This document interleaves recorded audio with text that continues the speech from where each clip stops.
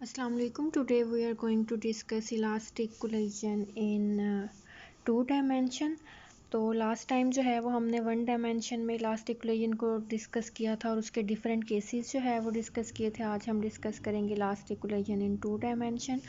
तो one dimension में हमने क्या किया था कि सारी मोशन जो है वो हमने एक्स एक्सिस के अलोंग ली थी, कि हमारे पास एक पार्टिकल जो था वो मूव करता हुआ आ रहा था वी आई वेलोसिटी से, और नेक्स्ट पार्टिकल के जो है वो हमने डिफरेंट केसेस देखे थे कि वो रेस्ट पे भी हो सकता है, वो एक्स एक्सिस के अलोंग जो है वो मूव भी कर सकता है वी एफ से। तो इन दोनों की आपस में कोलिजन हुई थी जिसे हम कहते हैं हेड ऑन कोलिजन, जो कि एक ही डायरेक्शन के अलोंग थी। और फिर जो है आफ्टर द कोलिजन भी इनकी मूवमेंट इसी एक्सिस के अलोंग जो है वो स्टार्ट रही थी। ये थी हमारे पास वन डायमेंशनल कोलिजन। लेकिन टू डायमेंशनल कोलिजन में क्या होता है कि हम एक डायरेक्शन की बजाय दो डायरेक्शंस इन्वॉल्व कर लेते हैं। ठीक है, ये एक हमारे पास हो गया हॉरिजॉन्टल डायरेक्शन और ये हमारे पास हो गया वर्टिकल डायरेक्शन।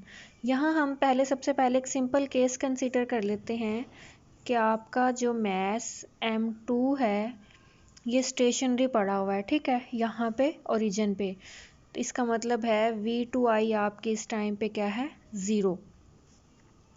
और यहाँ पे जो है आपका मैस m1 मूव कर रहा है अलोंग एक्स एक्सिस। ये है आपका मैस m1 और इसकी मूवमेंट है अलोंग एक्स एक्सिस। जब यहाँ पे ये मैस आके इससे टकराएगा, ठीक है, जब कोलिजन होगी तो इस केस में हम डिस्कस करते हैं कि इसकी तरह ये अलोंग दिस एक्सिस मूव नहीं करेंगे, बल्कि एक मैस जो है वो आफ्टर द कोलिजन इस साइड पे स्कैटर हो जाएगा m2, और ये जो है इससे टकराने के बाद आफ्टर द कोलिजन इस साइड पे स्कैटर हो जाएगा। If you remember from FSc physics the Compton effect, Compton effect में भी इस तरह होता है ना कि वो आपकी रेडिएशन जो है वो आके से टकराती है और आपकी एक वेव जो है वो स्कैटर हो जाती है एक डायरेक्शन में, वो पार्टिकल जो है वो मूव करना शुरू कर देता है दूसरी डायरेक्शन में। तो हम कंसीडर कर लेते हैं कि आपका जो ये आपकी अगर एक्स डायरेक्शन है कि आफ्टर कोलिजन आपका जो मैस m2 है ये बना रहा है θ2 विद एक्स एक्सिस, और आपका जो मैस m1 है ये बना रहा है θ1 विद एक्स एक्सिस। ये आपकी एक्स एक्सिस है, ये मैस m1 है, और अब इसकी वेलोसिटी क्या हो जाएगी v1f, और ये आपका मैस m2 है और अब इसकी वेलोसिटी हो जाएगी v2f। तो सबसे पहले अगर हमारा सिस्टम जो है वो आइसोलेटेड है, ठीक है, तो कोलिजन की हमारे पास कंडीशन क्या होती है अगर आपके पास आइसोलेटेड सिस्टम हो, कि इनिशियल मोमेंटम और फाइनल मोमेंटम आपस में क्या होते हैं, इक्वल। तो इनिशियल मोमेंटम क्या होगा, m1 v1i plus m2 v2i is equals to m1 v1f plus m2 v2f। ठीक है, अब यहाँ पे देखें हमने क्या कंसीडर किया है कि v2i आपकी क्या है, 0, वो हम यहाँ पे पुट कर देंगे। तो ये हमारा बन जाएगा m1 v1i plus m2 into 0 is equals to m1 v1f plus m2 v2f। ये टर्म क्या हो जाएगी, 0। तो आपके पास मोमेंटम की इक्वेशन क्या बनेगी, m1 v1i is equals to m1 v1f plus m2 v2f। ये आपके पास क्या हो जाएगी, मोमेंटम की इक्वेशन। फिर जो है हमने काइनेटिक एनर्जी की इक्वेशन देखनी है, तो उसके लिए हम जो है वो डायग्राम को ज़रा रीड्रॉ करते हैं। ये आपकी एक्स एक्सिस हो गई है, ठीक है, और पहले आपका v1i क्या थी, एक्स एक्सिस के अलोंग थी। यहाँ पे हम जो है वो कोलिजन कंसीडर कर लेते हैं, और इस साइड पे आपका क्या आ रहा था, v2f, और ये क्या था, θ2। तो इसके अगर हम कंपोनेंट्स निकालें तो अलोंग एक्स एक्सिस क्या होगा, v2f कॉज ऑफ थीटा, और अलोंग वाई एक्सिस क्या होगा, v2f साइन थीटा। ठीक है, और v2i जो है वो हमारे पास क्या था, अगेन हम यहाँ पे मेंशन कर लेते हैं 0। और अगर V1F का हम जो है कंपोनेंट्स निकालें तो ये क्या बना रहा है θ1, तो इसका जो है वो कंपोनेंट अलोंग y एक्सिस क्या हो जाएगा V1F साइन थीटा, और ये आपका क्या हो जाएगा along x axis V1F cos theta. और यहाँ पे इसको हम डायरेक्शन को ज़रा मेंशन कर दें, ये आपकी y एक्सिस है और ये आपकी x एक्सिस है। तो अगर जो है वो कोलिजन हो हमारे पास इलास्टिक, तो इलास्टिक कोलिजन में हमारे पास क्या होती है initial kinetic energy is equals to final kinetic energy. तो पहले हम अलोंग द x एक्सिस देखेंगे, इनिशियल काइनेटिक एनर्जी क्या होगी 1/2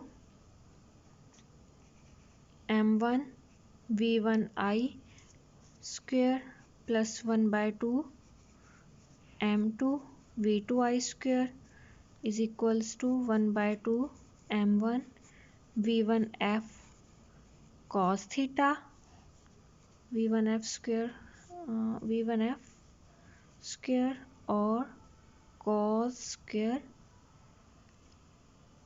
theta 1 plus 1/2 m2 v2f cos square theta 2। ठीक है, ये हमने जस्ट जो है वो x कंपोनेंट्स लिए हैं। और अगर हम y कंपोनेंट के लिए, अच्छा ये हमारे पास v2i क्या थी 0, तो आपके पास इक्वेशन क्या बन जाएगी 1/2 m1 v1i स्क्वेयर, यहाँ पे 0 पुट कर देंगे तो ये होल टर्म 0 हो जाएगी is equals to 1/2 m1 v1f square cos square theta 1 plus 1/2 m2, यहाँ पे स्क्वेयर आना था, v2f square cos square theta 2। अब अगर हम अलोंग y एक्सिस लिखें,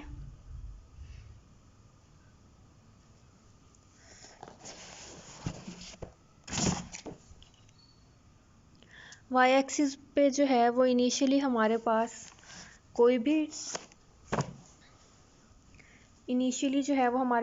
कंपोनेंट नहीं था। ठीक है, जो इनिशियल वेलोसिटी थी वो v1i की भी x एक्सिस के अलोंग थी, v2i वैसे 0 था, तो इनिशियल y एक्सिस के अलोंग हमारे पास क्या हो जाएगा 0, और फाइनल हमारे पास हो जाएगा 1/2 m1 v1f square sine square theta 1 plus 1/2 m2 v2f square sine square theta 2, ये अलोंग y एक्सिस हो जाएंगे।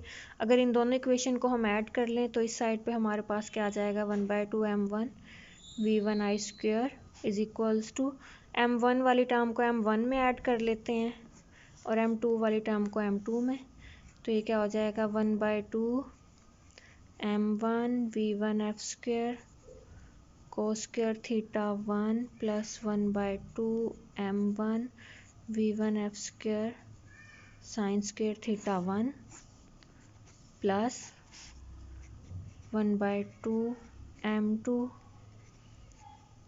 v2f square cos square theta 2 plus 1/2 m2 v2f square sine square theta 2। तो यहाँ से ये वाली टर्म्स कॉमन आ जाएंगी हमारे पास, तो 1/2 m1 v1i square is equals, देखें इसमें भी 1/2 m1 v1f स्क्वेयर रिपीट हो रहा है और इसमें भी, तो ये हो जाएगा 1/2 m1 v1f square into cos square theta 1 plus sine square theta 1, और यहाँ से आ जाएगा कॉमन 1/2 m2 v2f स्क्वेयर और अंदर आ जाएगा cos square theta 2 plus sine square theta 2। अब cos square theta plus sine square theta ये हमारे पास मैथमेटिक्स की आइडेंटिटी है जिसकी वैल्यू हमारे पास क्या हो जाती है 1, तो आपके पास काइनेटिक एनर्जी की इक्वेशन बनेगी 1/2 m1 v1f square plus 1/2 m2 v2f square, ये आपके पास काइनेटिक एनर्जी की इक्वेशन है।